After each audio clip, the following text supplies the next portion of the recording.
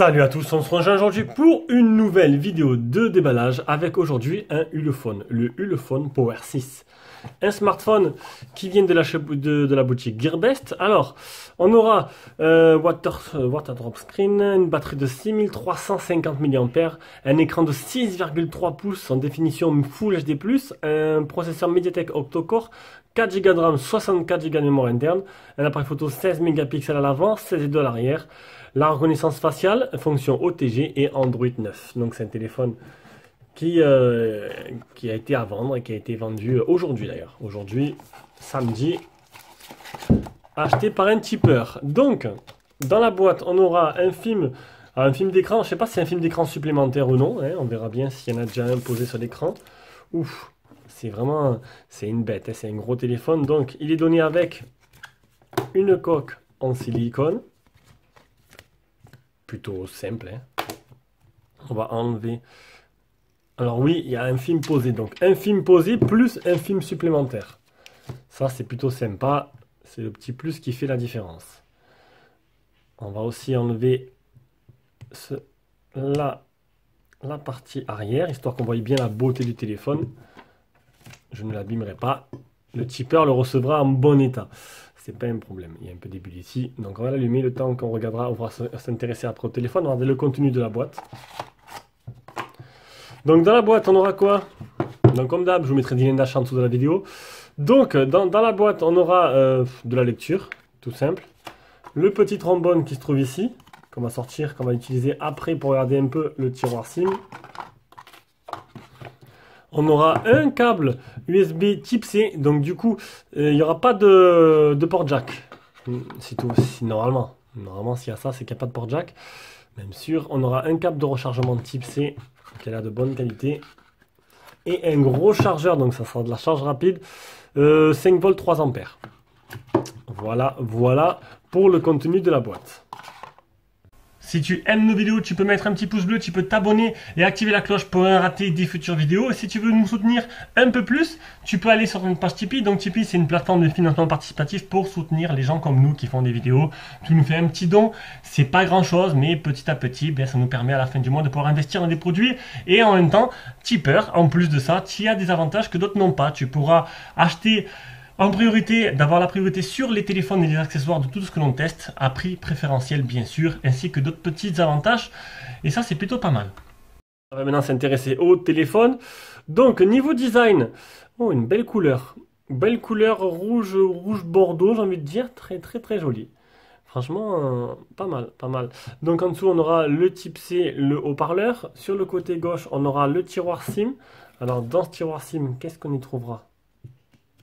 Dans ce tiroir SIM, on y trouvera une nano SIM, deux nano SIM, une nano SIM ou une carte SD. Donc on pourra mettre les deux. Côté droit, on aura les boutons volume plus moins. Donc Monsieur Jack n'est pas là, c'est vraiment dommage. Et là, on aura, alors c'est spécial, un peu spécial. Donc double appareil photo avec double flash LED et le capteur d'empreinte qui se trouve juste en dessous. Allez, on va le paramétrer. Donc c'est le premier démarrage. Comme d'hab, ça va être quelque chose d'assez simple. Ignorer. Se connecter au Wi-Fi, ignorer, continuer. Un instant s'il vous plaît. Hop, suivant. Alors oui, à chaque fois je paramètre le capteur d'empreinte et j'oublie à chaque fois. Pourtant je dis allez, il faut que je le fasse. Hein. Et j'oublie à chaque fois. Donc là on va vraiment essayer de le faire, mais je risque d'oublier. Vous allez rigoler. Donc, le capteur d'empreinte qui est plutôt pas mal placé, j'ai envie de dire. Assez accessible. Il est quand même haut, hein. Il est quand même assez haut, hein, niveau prise en main.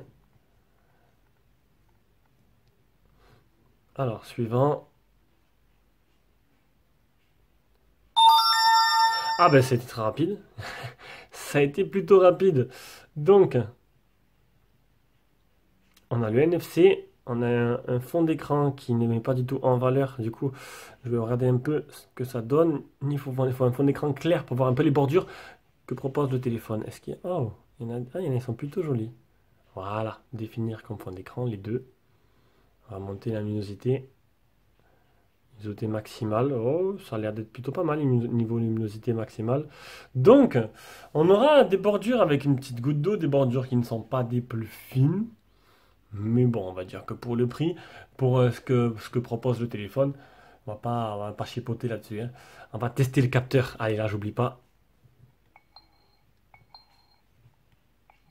Ouais, ça va. Une petite vibration. Mais non, c'est plutôt correct. Voilà, plutôt sympa. Donc, une petite surcouche, hein, une légère petite surcouche. Une sorte d'Android stock, mais avec une légère petite surcouche, des icônes un peu retravaillées. Des options peut-être dans la ROM, on verra ça. Bon, ça a l'air simple, ça a l'air plutôt fluide. On va prendre une petite photo, hein, puis ça suffira pour... alors, petite photo, paramètres, on va se mettre comme d'hab, hop, en full screen. Alors, full screen, c'est 12 mégapixels en 16 neuvième. Bon, je pense que c'est bon, le filigrane il y est. Non, le filigrane s'enlève, hein. On pose encore la question. De toute façon, on pose toutes sortes de questions. Il y en a qui sont donnés dans la vidéo, donc je réponds pas parce qu'il suffit de regarder la vidéo. Ça, c'est les feignants. Les feignants qui veulent pas regarder la vidéo. Alors que les réponses, tout à l'heure, on m'a dit, aujourd'hui, c'était, enfin, les feignants, il n'y a rien de méchant. D'ailleurs, on m'a dit, quelles sont les dimensions du téléphone, s'il te plaît? Ah ben, c'est ce que je dis en premier. Donc, du coup, tu regardes la vidéo et tu auras tes dimensions. Rotation automatique. Alors, niveau photo, qu'est-ce que ça donne? Eh, eh ben, c'est plutôt joli. C'est propre et joli. Là, c'est très très joli.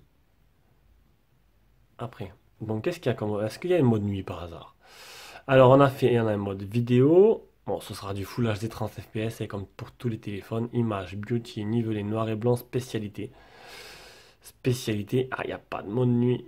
Il n'y a pas de mode nuit, donc faut mieux pas le proposer si c'est pour faire un mode nuit qui est inutile. Quoique là, sur le Dynamic Blackview, le mode nuit il m'avait étonné pour un Blackview, pour un téléphone chinois. C'était étonnant. Bon, ça a l'air plutôt pas mal pour l'instant à première vue. On va aller voir un peu dans le téléphone. Ils appellent SOS. Écran réveil du poignet. Alors ça. Ah, c'est comme le téléphone. Il s'allume peut-être tout seul. Du speed, empreinte digitale, code de balayage, c'est QR code. Reconnaissance faciale. Batterie. Bon, ça a l'air sympa. Alors, on est sur quoi? On est sur du Ulefone. Hop. Ah, version 9. Android version 9. Bon, j'attendais pas moins. Ça, c'est plutôt pas mal. Voilà. Bon, ben c'est bon. C'était un petit déballage tranquille du samedi matin et avec une petite prise en main. Donc, c'était le Ulefone Power 6. Donc, le test viendra en temps voulu. Allez, ciao, ciao.